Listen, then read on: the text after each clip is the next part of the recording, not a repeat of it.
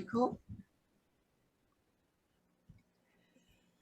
Welcome everyone to Earth and body ecosystems. Before we get started, I just want to do a quick reminder that we can be found on podcast, any of your podcasting platforms.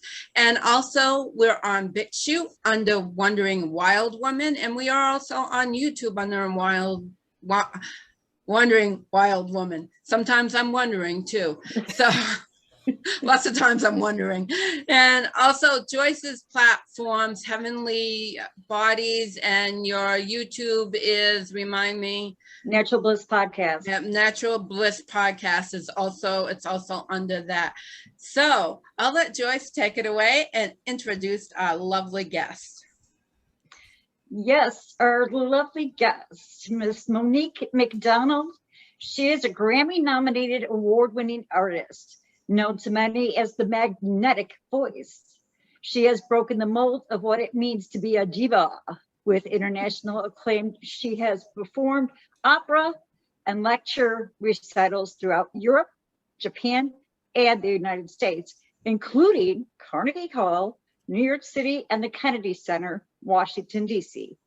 Monique now combines secrets learned during her 20 years experience in a high-profile performance with unique coaching strategies to empower leaders, healers, and business owners with charismatic communication and mastery of the human voice. Welcome to the show, Monique. Oh, so excited to be here, Joyce. So excited Heidi. To have you. I'm on mute, but hi. So, Monique, tell me how our voice reflects on how we heal.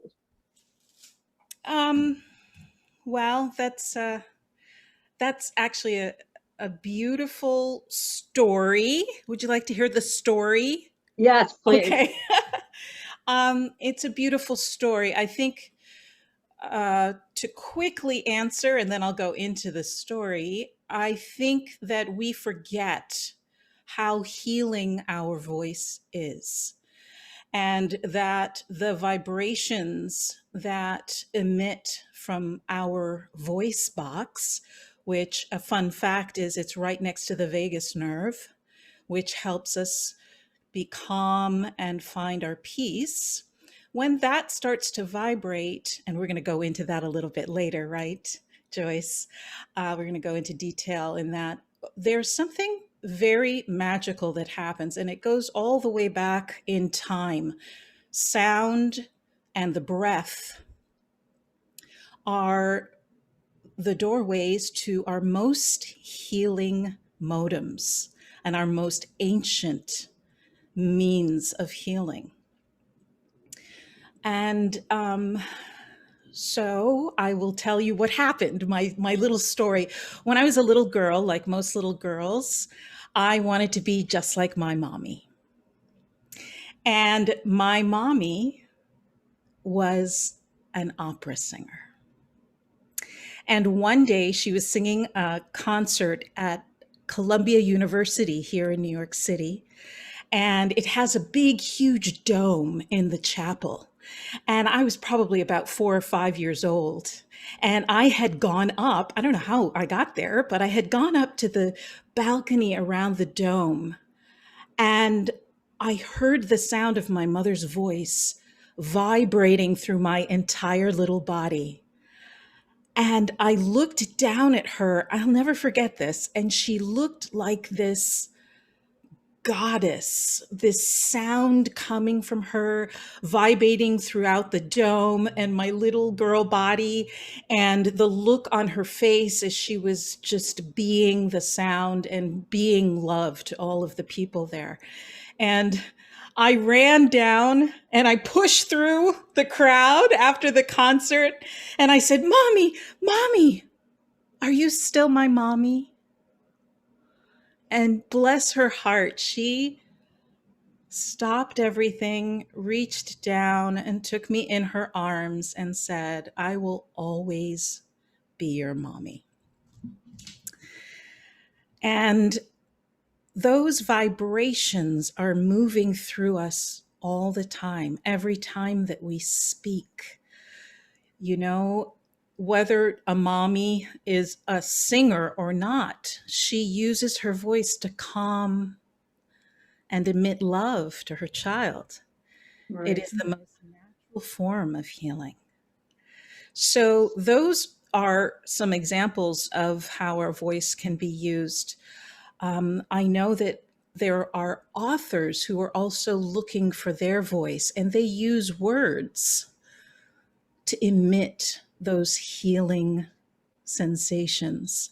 And the vibrations are moving through words. And so when we speak, I always tell my clients, we have to remember that our voice is a tool. It's the most underestimated tool in our toolbox Mhm. as healers, as writers, as speakers, because, we're so worried about content and we forget about the sound of our voice and what that can emit and our presence.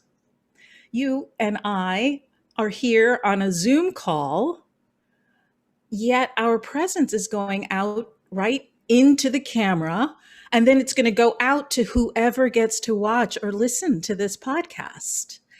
And so we have to be aware of the presence that is emitting throughout us as human beings, as well as through our voices. I think that might have been a little long-winded, but No, not at all. did that answer your question? Yes, and it was beautiful. And what a beautiful story.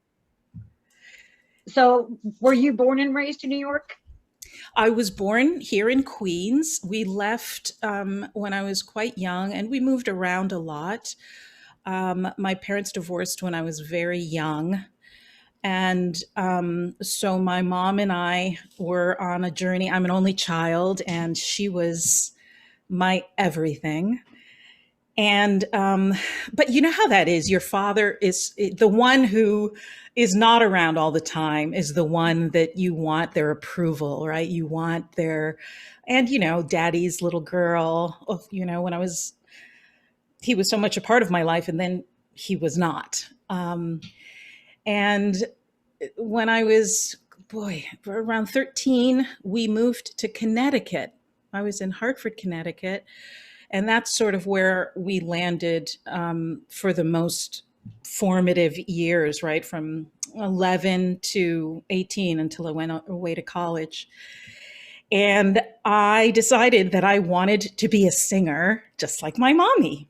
And my father was dead set against it.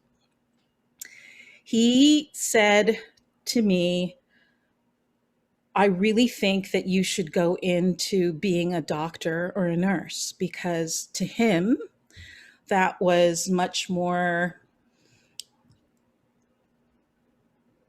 what's the word? Noble. Prestigious, noble, right? To be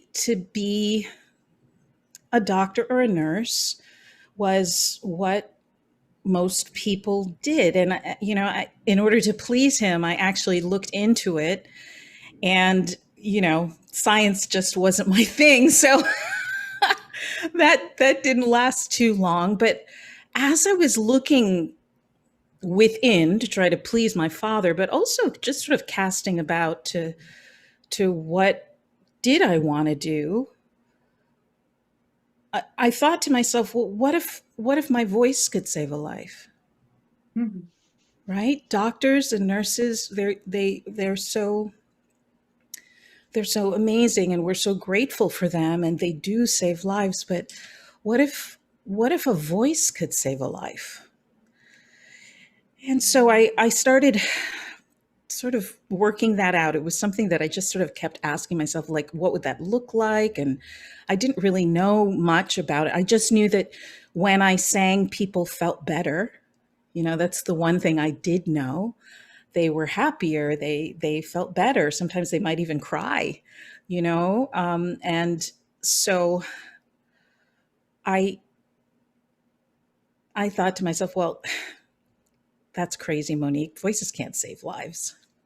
So I decided to look around, and what I did have was an ear. So I I went to France and I learned French, and I decided what I could do if it wasn't going to be singing, how I could use my talents was to maybe work at the UN and maybe become an ambassador, or at the very least translate, and maybe that could be a way to save lives, you know? I was trying to find what was mine to do. I think we all have those moments, right? Where we're just trying to figure out, why are we here and what is ours to do here? Uh, and so I went, started down that track, moved to Paris at 18 and started learning French. And my full intention was to work at the UN, French being one of the most popular languages spoken around the world. I already had English and a little bit of Spanish. So, but once I got to Paris, I was discovered by a producer there. And he said, "You look like a singer." And I said, no, I'm not a singer. I'm going to work at the UN. And I couldn't escape it. That was my path. So that was basically my question was, when did you realize you had a voice and that you could use your voice to move people? Because that had to come at some point, right? So that. Yeah, that was something, you know, I always sang. I think I came from a musical family. My grandmother was a pianist. My grandfather was a preacher. So we always sang in the home. So I was singing the same time I learned how to talk, I learned how to sing. So I was always singing. But I think the moment that I really, really got it, what if voices could save lives? What if my voice could save a life? Was when I got back from Europe, I decided that I was going to study with the best voice teacher I knew, which was my mother. And she was living in Durham, North Carolina at the time. So I decided that I was going to sing in an Italian restaurant for tips. And so I was learning, you know, my Italian arias because I knew I wanted to be an opera singer. And I would be working them out technically and vocally at this restaurant. You know, I called it boot camp for my singing career because there was over 300 people being able to be seated in it was a huge restaurant. There was Italian music playing in the background. And the waiters would I'd be in the middle of an aria and the waiters would come to the table and just move me out of the way while they served dinner, you know, that kind of thing. And it really was, my other singer friends sort of looked down their noses at me because, you know, they were at all the conservatories, but I needed to be there to help my mom. And so that was my training. And one day, I had sung for a very big table, probably about 20 people seated at this table. And I went back to the kitchen and I was drinking some water and just sort of, you know, reconnoitering until the next table requested a singer. And the waitress came up to me and she's like, Monique, you have to go back to table 20. They're all crying. And I was like, oh no. I didn't know what to think. So I sort of moseyed my way slowly back to the table, not knowing what to expect. And there was a woman that had been at the head of the table. And when I got there, she threw her arms around me and she was sobbing in my arms. And I said, oh my goodness, what happened? And she said, we brought my son here to Duke University Medical Center to be tested for an implant so that he could hear. He was deaf. And we were told that he couldn't, a cochlear implant, yeah?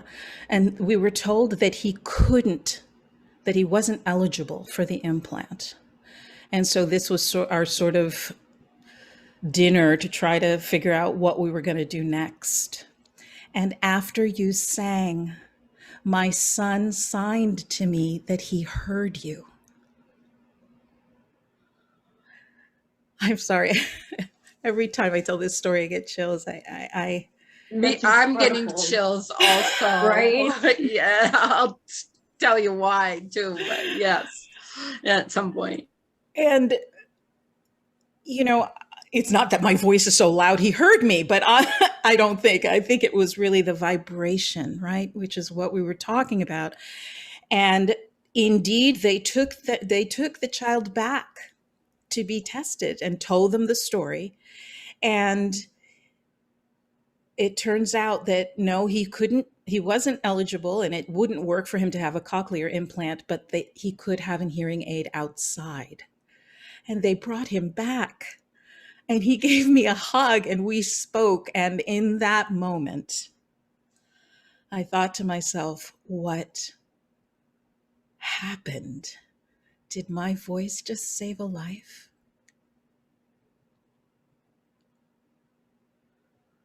And the answer was yes. Most definitely, yes. In that moment, I realized that my life purpose is to be God's healing voice on earth and to guide others to their magnificence so that they can communicate their healing power and beauty and be medicine for the world. So that's what I get to do. That's a beautiful story. Very beautiful. Heidi, did you want to share something with Monique?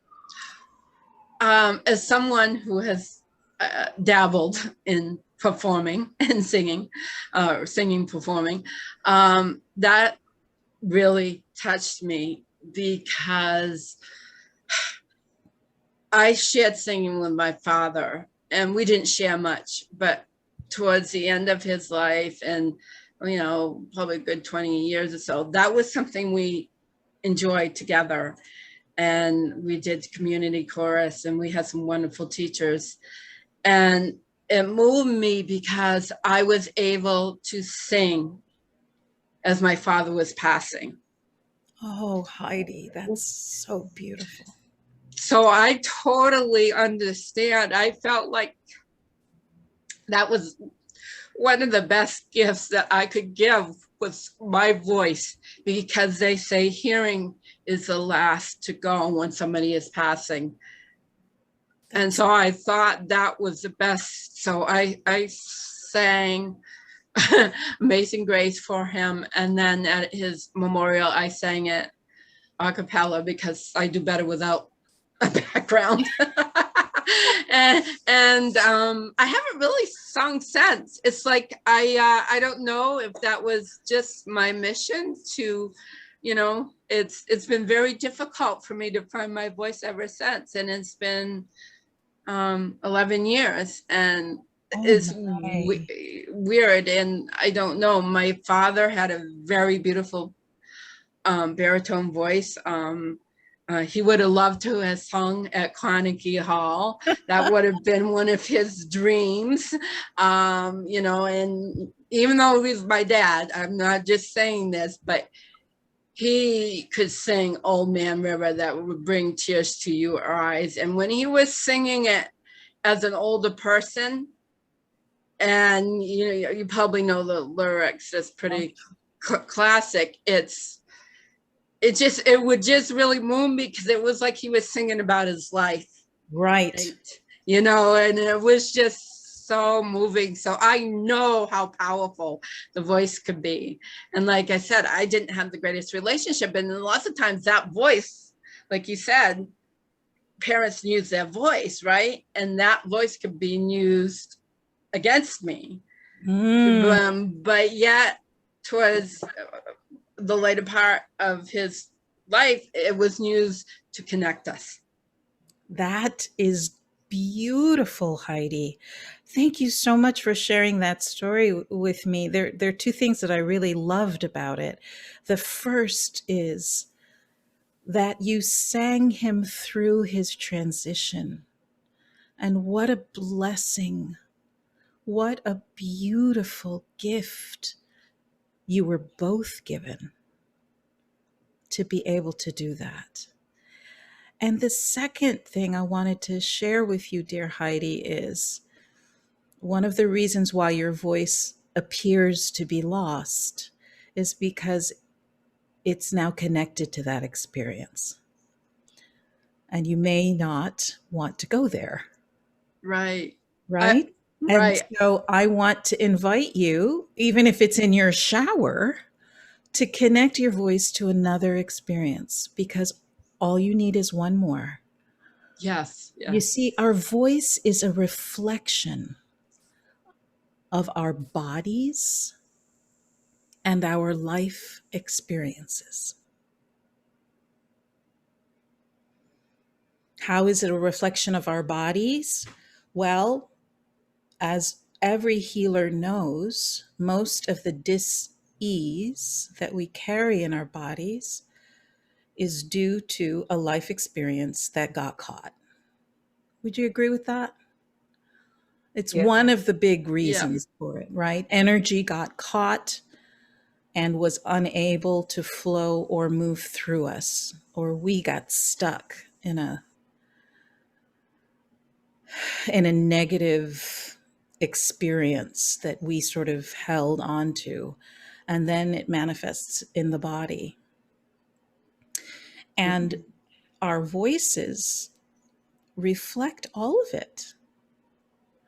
And when we are breathing according to the laws of nature, which is that yogic belly breathing, where we align our mind, our heart, and our lowest animal root chakra bodies together, when we're breathing through all of those and then speaking from there, or sounding or toning or making noise from there, that is most often when these experiences that have gotten stuck and can create dis-ease are released. So, Heidi, sing. Midnight, not a sound from pavement. Has the moon lost her memory? She is smiling alone in the lamplight. The withered leaves collect at my feet, and the wind begins to moan. Memories, I'm alone in the moonlight. I can smile at the old days. I was beautiful then. I remember a time I knew what happiness was. Let the memory live again. Yay! That was beautiful. Now be very loving and very gentle with yourself, because all that emotion came up and out for healing, right? Yes. And what I tell all of my clients, they are always like, well, I can't cry if I'm singing. No, that's not when we're performing. That's not what we would prefer. The idea is to, in our practice, allow our voices to carry out of us these life experiences that may or may not have gotten stuck. Let the tears flow. That lump in the throat, right? That comes when we are wanting to hold back tears, right? As soon as we breathe and let the tears flow, that lump releases. And then the sound comes out. And that's what we heard in your voice. There are moments where it was really tight with emotion. And then you took a deep breath and you let it move through you. And then it was free. And it was beautiful. You see, it's not about perfection of sound. It's about expression. I have a question, Monique. Yes. At what point did you put this all together? Because you're talking yoga, you're talking the vagus nerve. So I'm just wondering, did you study this? What happened that all this came into play with the vibrational frequency and music and that, what it could do? Oh, thank you for that question. Well, it was the pursuit of my own voice brought me to these realizations. I've always been a very spiritual person. I was taught by my mother. She was my voice teacher. Most of what I teach is her legacy. And she was a truth seeker. And so she taught me to be one. So we were always looking for practices that assisted with the breath. So I always joke about this because I didn't do yoga. And then I finally went to a yoga class and I told them, I taught them about breathing and what I do for breathing. And they looked at me and they said, Monique, you've been doing yoga all this time. You just didn't call it that. My voice is trained to be heard over a 100-piece orchestra in a theater that seats 1,000 or more with no microphone. And so the training of how to do that according to the laws of nature without straining your voice, I had to learn about the breath and about breathing and everything there is to know about breath in order to handle my mindset to go out into the world and stand on a stage and sing in front of a whole bunch of people and be seen. I had to learn a lot about mindset, about intentions, about healing so that I could keep my body, which is my instrument, whole, so that when that energy moved through me, I could remain calm. And one of the biggest things that in my practice brought me to was toning. And vocal toning combines the breath and sound to vibrate using the chakras, using different vowels. And as we stated, it's not as much singing as it is elongating a vowel.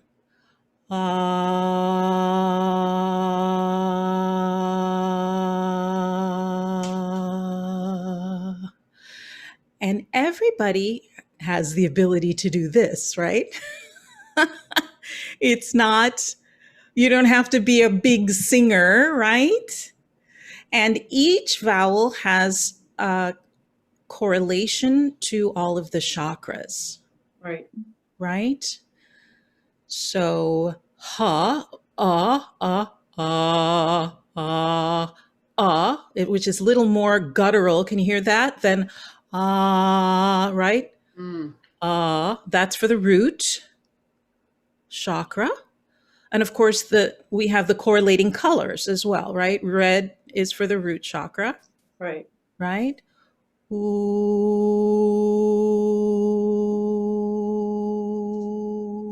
that's for the sacral chakra. Oh, it's for the third chakra. Solar plexus. We all need a little more of that. Yes. And then the open ah, as in ma, which in Sanskrit means mother or earth mother, is of course for the heart. Ah, I like that one. yeah. I,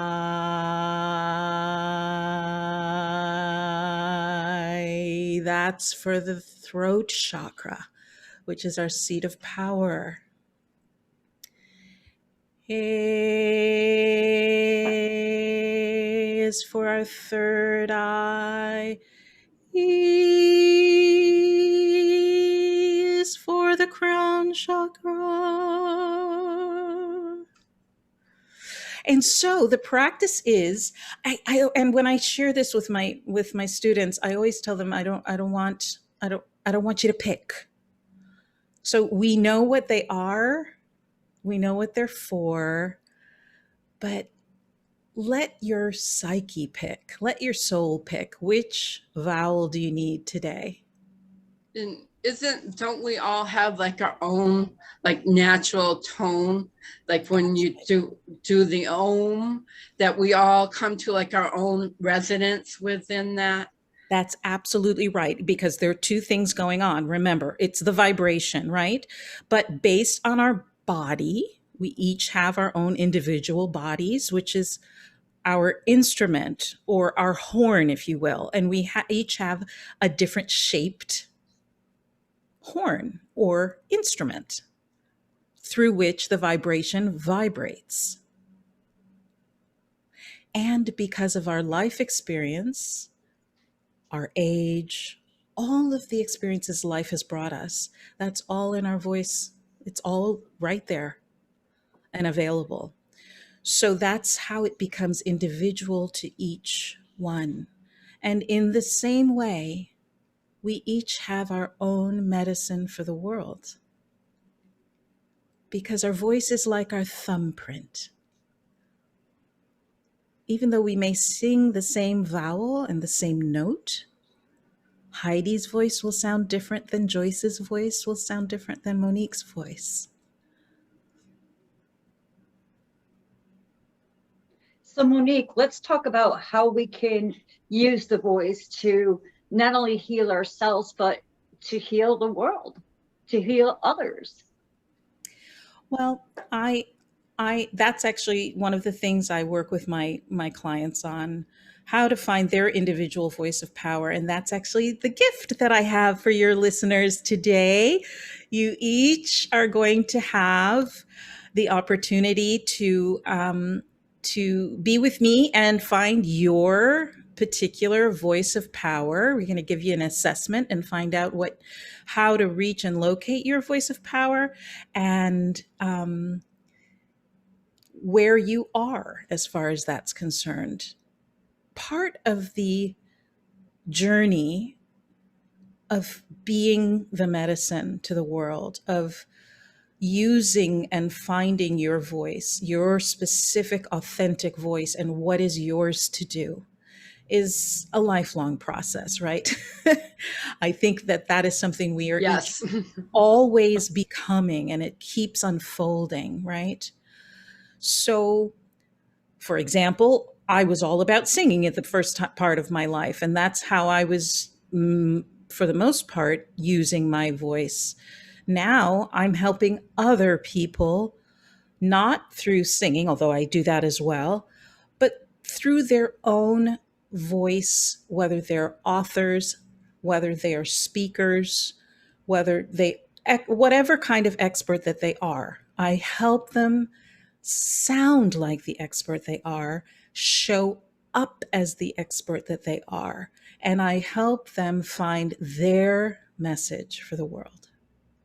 And that, once you get clear on that, it's like the universe just opens the world up, and you just move from experience to experience, and you find what is yours to do, and your voice brings you there. So I'm curious, because I'm a writer, and I would never think to come work with you to advance my writing. So how do you work with writers? Oh, great question, Joyce. Thank you.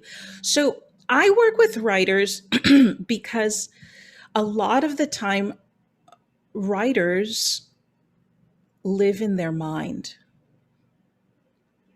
And so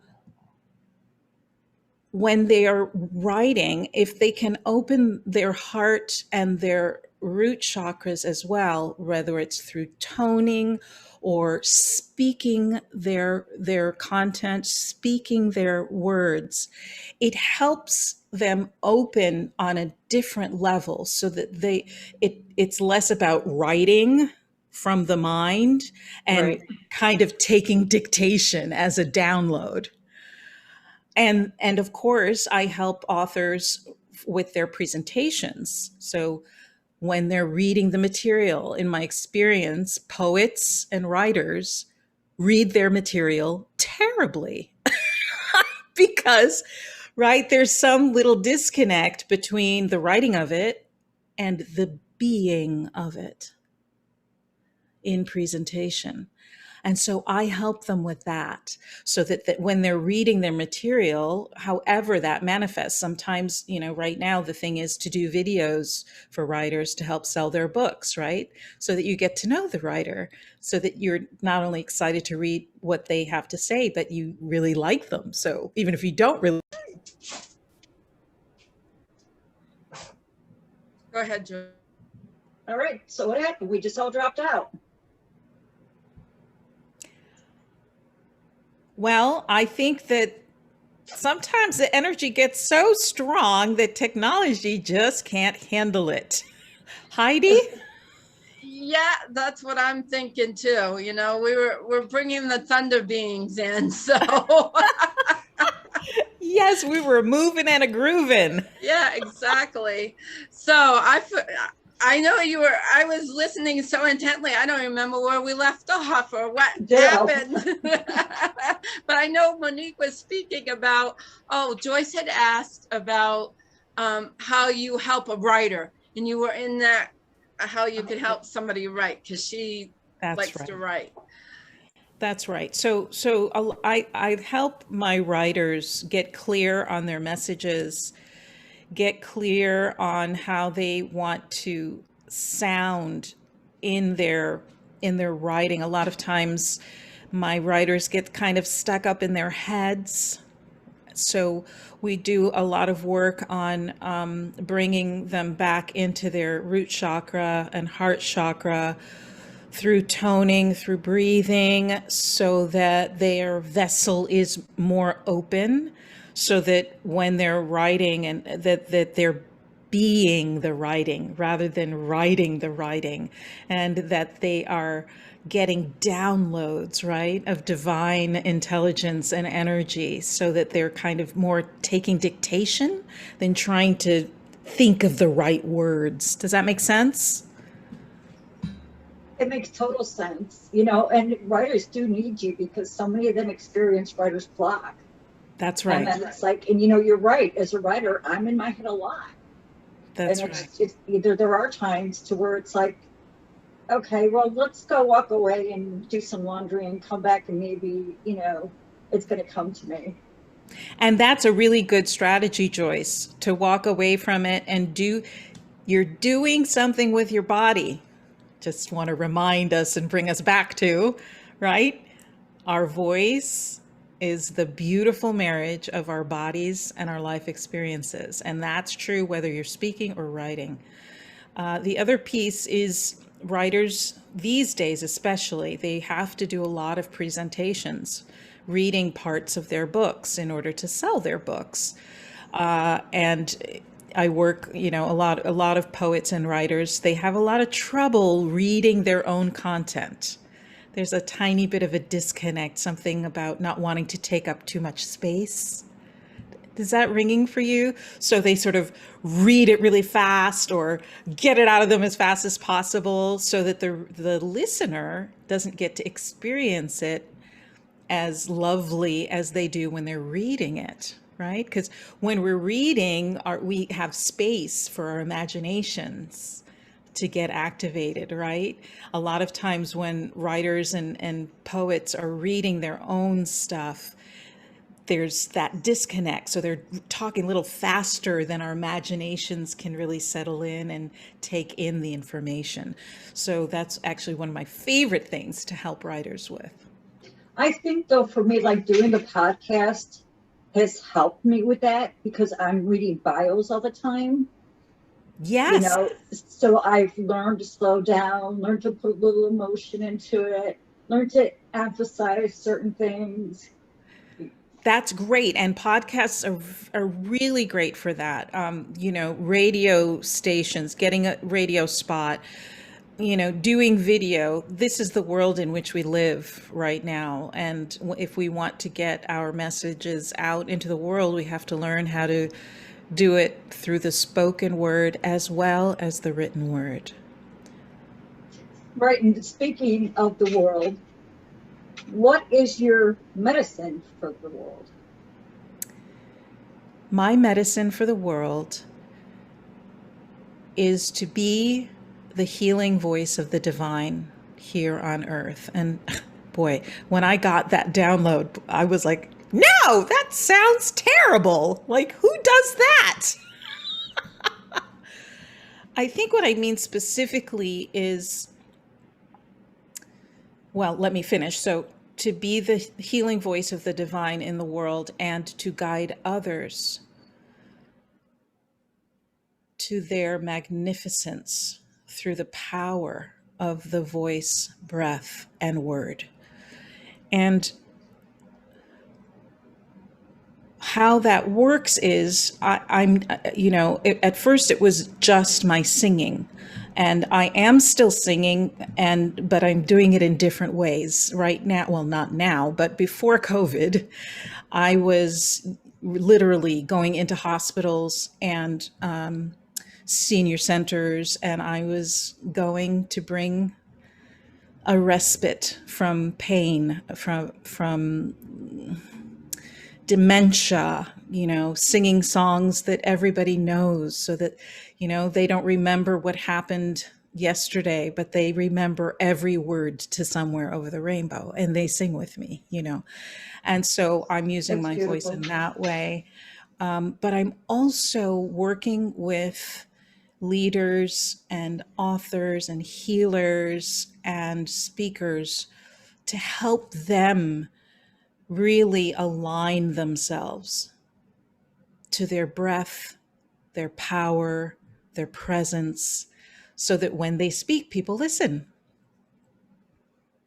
When they use their voice, they listen. So people with big messages, or just to have a conversation with their teenager and get them to, whatever you need, having difficult conversations. Sometimes that's the most healing things we can do for each other.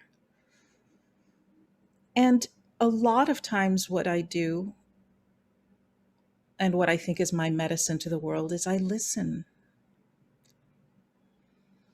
I listen, and I give people my undivided attention, because that's the greatest gift we can give to each other. To love and to be heard is what we all are seeking.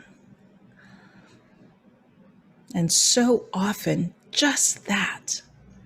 And living a lifestyle that reflects the fact that our bodies are sacred instruments of the divine. That could save a life, huh? Absolutely. I didn't mute in time. You are just such a beautiful soul. Oh, thank you, Yeah. Joyce. Thank you, both of you. I love your message. And I love how you partner each other. I'm on the Zoom call, I'm like sandwiched in between the two of you, and I feel so loved up on both sides. It's fantastic. Thank you for that. I appreciate that. I just was wondering a little bit, though, if you could touch upon, because something I really learned when I took singing lessons was that the breath, learning to breathe. I didn't realize how much I wasn't breathing deeply. And that really taught me gave me the awareness of my breath and how to breathe and how to really bring that into your core, because basically that's where the voice comes from, is the deep down in your core. It's not so much the vocal cords, that it's kind of like the air just, maybe I'm speaking about the air just brings it out, right? So That's right. correct. That's right. Thank you for that. It's one of my favorite subjects. Breath and air work like water and sound. It's all about waves, right? Waves. So, if you're filling a glass of water, you're pouring the water from the pitcher into the glass. It fills from bottom to top. But most of us breathe from here up. So we are not having access to 2/3 of our life force because we're only breathing from the chest up. It's like trying to fill a glass from midway up. So when you do that belly breathing, that is part of what is that yogic breathing, right? And why is it the yogic breathing? Because when you're filling your glass from bottom to top, you have access to the part of you that is connected to the divine. And when you speak from there or you sing from there, the inhale is opening the vessel so that you can fill it from bottom to top with air. You pause for a moment, full of the life force, and then you speak from there without giving up the life force, which is what a lot of us do when we're tired.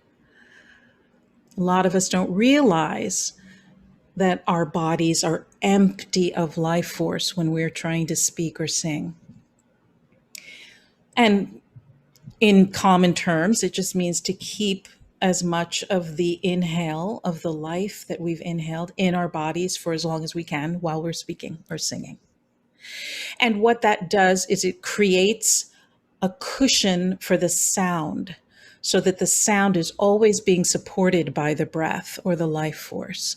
So every time you speak, you are in concert with the divine or life, because if we're not breathing, we're dead. If the breath isn't supporting our voice, it can't be as vibrant or able to vibrate as freely. Does that make sense? Absolutely. And thank you for that. I appreciate that. Can we have an example? Can you show us what that would look like? How we're supposed to do that? Sure. Okay, so now close your eyes. I'm going to give you a little guided meditation. Close your eyes and bring your conscious attention to the lowest muscles in your belly. And they're on either side of the belly button. And just pull them in and then let them go without breath, just locating them. Pull them in, then let them go. Pull them in, let them go. And as you let them go, inhale and feel like your whole body is relaxing down to the floor as you inhale, filling from bottom to top. And then when you're full of the life force, just pause for a moment and feel that cushion. And if you wanted to speak or sing without letting that go, what would it sound like? Hello.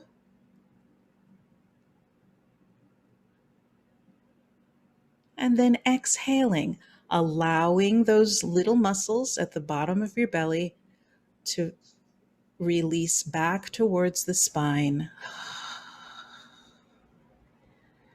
And then you let them go.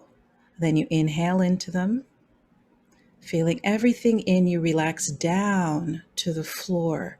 It takes a minute because usually when we think inhale, we reach up to the ceiling, right?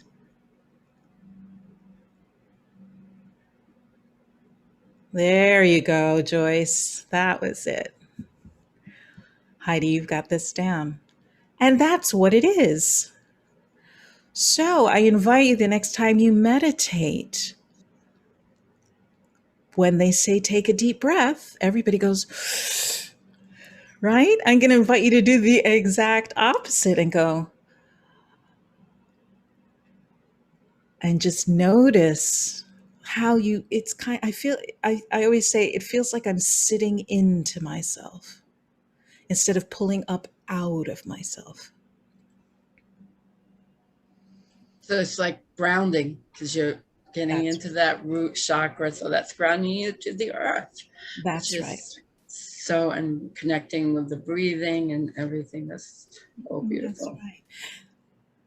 right. Was that fun? Absolutely.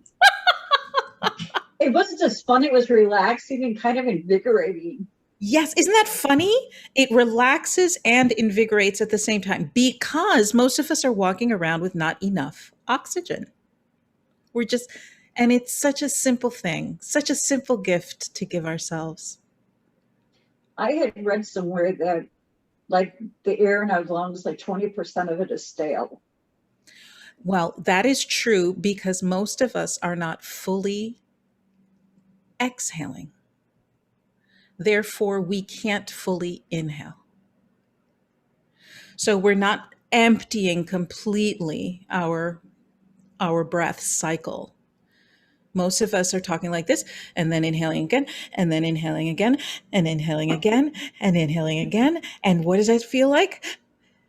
Hysteria. Or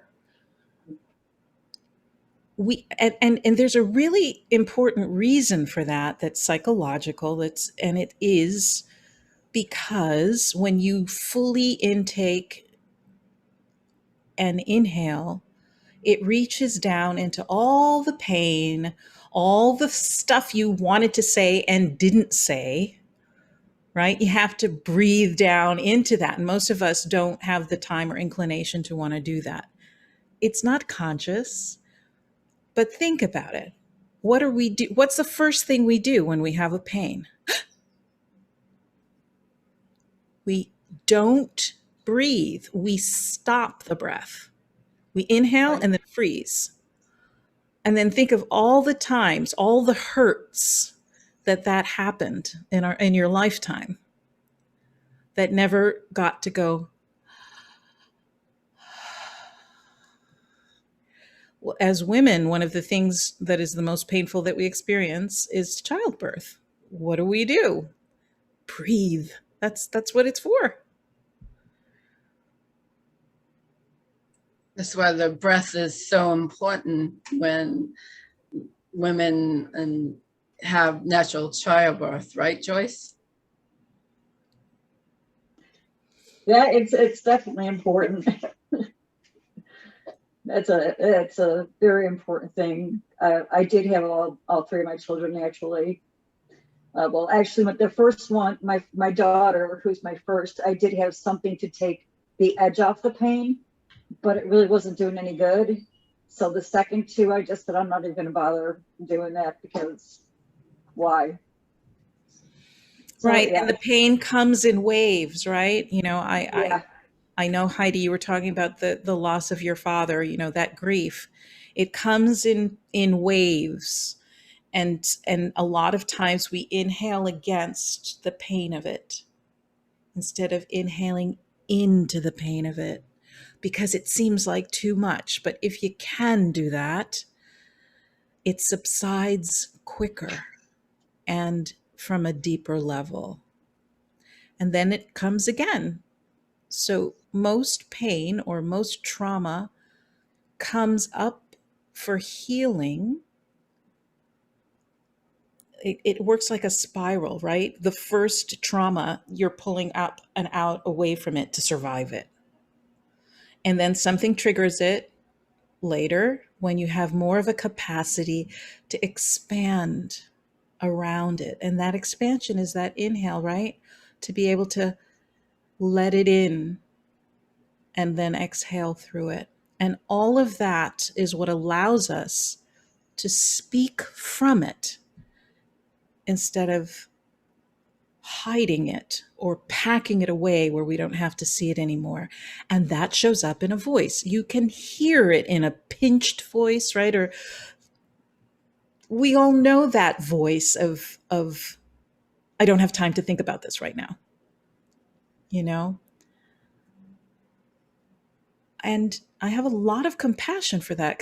You know, when people come to my studio and we start working and they finally have their first really true, deep breath, inevitably there are tears.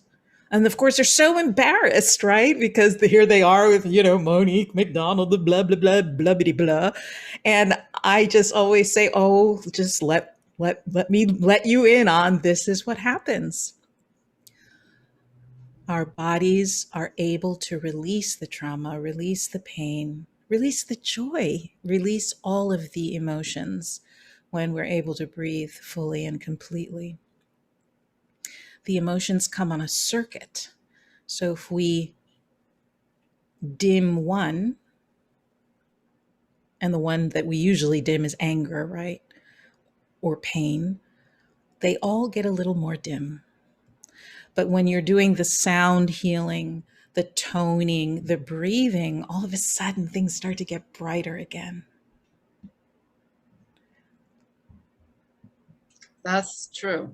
Yeah, I do a little bit of yoga. So I really focus on the breathing because I know that's one of the most important parts, actually. So I enjoy that. So I really appreciated you. This has been amazing. I kind of a little bit of a loss for words, which is not my normal. I can talk forever usually. But I mean, I felt very moved by the topic, what you spoke about. And of course, I got very moved when I sang. But I mean, I think we all need to learn to breathe deep. And so we can express ourselves. I think that's so important because I believe we all have a little medicine to give to the world. And if we can't speak, then we're not giving our medicine. So I think it's so important to be able to use our voice to give our medicine out to the world, I think. And so this has been very enjoyable. Thank you so much, Heidi. And thank you for your courage to sing. I was so excited that you took me up on my offer. I meant sing in the future, in the shower, in the whenever, keep singing. But bless your heart, you stepped right up. And I felt blessed by it. Because don't we always feel like we've witnessed something sacred when someone speaks their truth or sings their truth from the heart? Yes. The Native Americans tell us that when a truth is spoken from the heart, the only response is ho, which means it has been received, it has been heard. And so I want to invite all of you and all of your listeners to listen to each other and speak from the heart. We need this more and more as technology gets greater. We need this very simple exchange of energy through the spoken, written word and the sound of a voice. Because in the beginning... Thank you so much. In the beginning was the Word. The Word, yes. That's right, Heidi. Open up your mouth and say, ah, has a whole new meaning now, doesn't it? That's right, a whole new meaning, right? So Monique, where can people reach out to you and find you if they would like to work with you? Well, those within the sound of my voice and who are part of your tribe, Joyce and Heidi, I've given you a link where they can sign themselves up for And that'll be below.